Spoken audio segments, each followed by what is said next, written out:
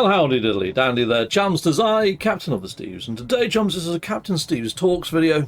Got myself a cup of tea. Now, this video is a little bit touching fringe-worthy on politics, more so commentary on what Keir Starmer had to say the other day. Now, he'd done a whole video talking about bloat of the civil service and the NHS and all sorts of other things he's hoping to look at to reform and change.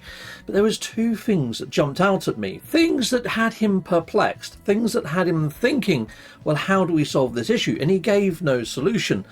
So I figured that this would be a solutions video. Hopefully he'll see it. That'd be lovely if he did. But anyway, so the first quandary that Keir Starmer had was one in 8 young people are not out there working. And he couldn't work out why that is. Why is 1 out of 8 people, young people, not working here in the UK? I'll play you his clip and then I'll give you the solution, just in case I've worded that wrong. But here we go, here's the clip. When it comes to welfare, there are important principles. We must support those that need support, but equally we must help those who want to get back into work.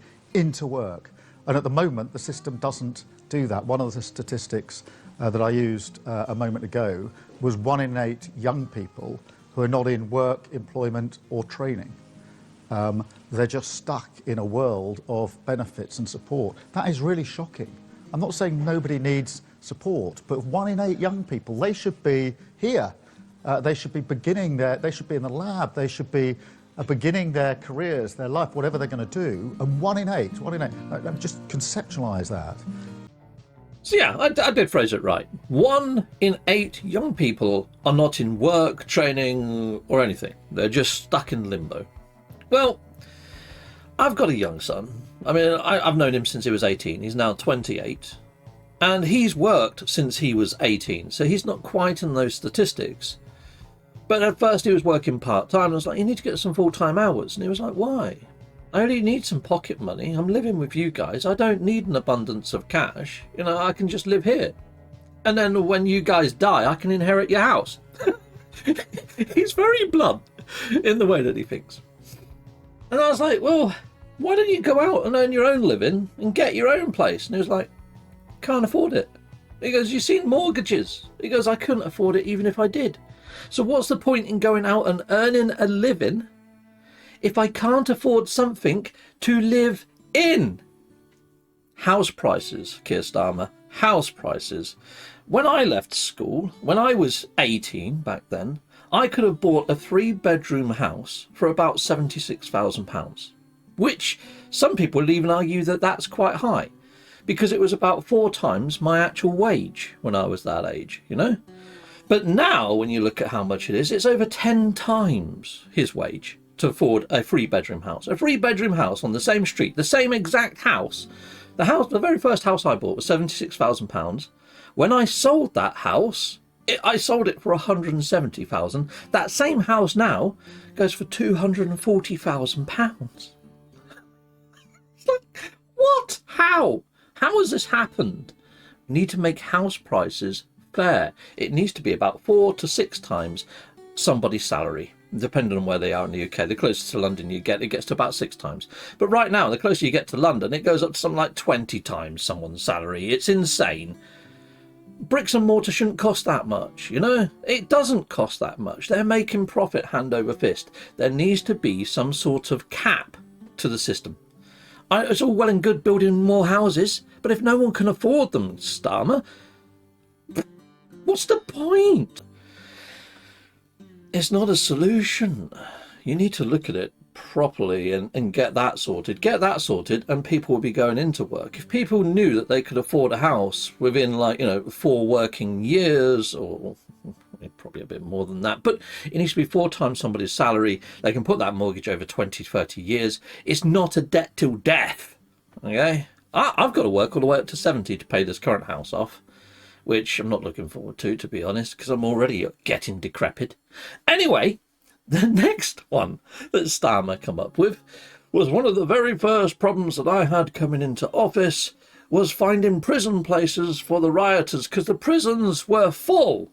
And I've got a clip of that. I mean, I'll probably cut off the bit about the rioters, but basically he had the problem of trying to work out where he could put people in prison because all the prisons were full.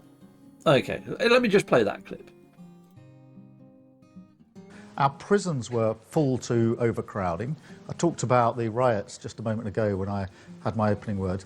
During the riots, we had an underground room at Downing Street. It's called the Cobra Room, where we were directing our response. I had to have the number of prison places in every prison up on the data set because we were so close to the numbers because the prisons were overcrowded. No Prime Minister should ever be put in that position. And so everywhere we look, things were worse. So we've got to react to that. And yes, I suppose, if I'm a bit reflective, and I've asked for all the regulatory bodies to be put on the table. I've said to each member of the Cabinet, I want every single regulatory body that comes within your remit to be identified. Right. Now, what I would say is a lot of criminal gangs, organised criminal gangs at that, come to the UK because they know the UK is a bit of a soft touch, especially when it comes to prisons. And our prisons has got quite a lot of criminal gangs from overseas. We've also got people that come over on a passport, not part of a criminal gang, may break the law because they're not too au fait with it, or they might just break the law and end up in our prisons. Those that have come over on a passport, come over legally, all that sort of shenanigans, but they've got a return flight sitting in their freaking pocket, rather than detain them, lock them up, put them through our legal processes, charge them, maybe give them a sentence that's agreed with their country of origin and deport them so they end up back in their own country, in their own prisons, and not inside of ours. And it goes for the criminal gangs as well. You know, even if they haven't come over on a passport, we should be talking to their country of origin and saying, right, we've sentenced this person to 4 years in prison. We're going to put them back on a plane and send them back to you. We'd like you to pick up and honour the actual prison sentence and the charge that we've given them and imprison them in your own country. And I think that should be the same for us. If football hooligans go over to another country and cause problems and ruckus and smash some windows and they end up getting detained, the same thing should happen to us. Get deported back over here, we serve our prison sentence in this country. I think there should be an agreement, unilaterally, to get that done. I don't think we should be housing foreign criminals inside of domestic prisons anywhere in the world. I think as soon as a crime is done and a charge and sentence is carried out, they talk to the actual courts over here, look what's like for like, and get them deported and back into their country of origin. It's like there's people that have gone over to Russia and been arrested and detained and locked up or whatever. Or countries that still got the death penalty. Well, I think they should be talking to the UK courts and saying, right, well, we've given this person the death penalty. We understand you don't honour that over in your country. We want to see like for like. We want to see them detained for life in prison. Get deported and extradited back. That way, I think it's a completely fair, transparent system. I mean, I know that to detain somebody in a UK prison costs £40,000 a year. That's more than my annual salary. That's insane. I'd much rather spend that money to stick them back on a plane and pay the extradition costs, court costs, legal costs, whatever costs, to send them back, because I'm sure it's going to be less than £40,000, especially if we're going to detain some people up to 4 to 6 years to life. I mean, come on, that's a massive drain on the taxpayer's purse. That's my wage going out to house a criminal. It doesn't make sense. I just feel that you need a little bit more common sense when it comes to both of these issues, and just to look at it from the average Joe, the average working Joe public, like myself, like my stepson. It's not difficult, but then I think that Keir Starmer, maybe people inside of those chambers, I mean, they call it the House of Commons, but I don't see any common people there, and I don't see much common sense there. And I really wish there was a party that actually spoke more for the common man. And I mean, I voted Labour pretty much all my life. And I stopped voting Labour after Blair took us to war and Gordon Brown sold all of our gold reserves. That's when I lost confidence in Labour. So every time Keir Starmer right now blames the Tories, well, I think Labour is to blame for the Tories getting in.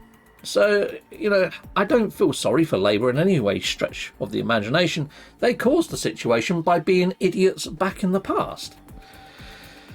And right now, I mean, I always try to put my vote somewhere where I haven't voted before. I might vote Green, or I might vote Lib Dem. I vote for the person that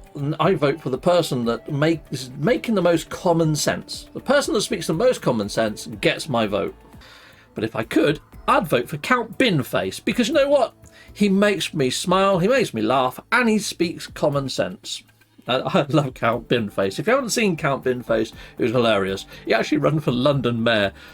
Oh man, I would have loved it if he got in as London Mayor. But anyway, people, it's a bit of a different video. It's still a cup of tea with Captain Steve video, and I'm hoping it may have put a smile on your face or made you go, he's talking sense. But if I'm not talking sense, if it's a lot more convoluted and complex than that, sound off in the comments, let me know. I just really hope that, you know, if this does get some traction, it gets up to the likes of Starmer and he goes, actually, you know what? Yeah, might as well give it a go. We've tried everything else. We've tried everything else. Why not try these ideas? I've got lots of ideas, to be fair. Some of them are a little bit half-baked, but they still feel like they've got promise. But anyway, until next time, goodbye, goodbye, and goodbye again.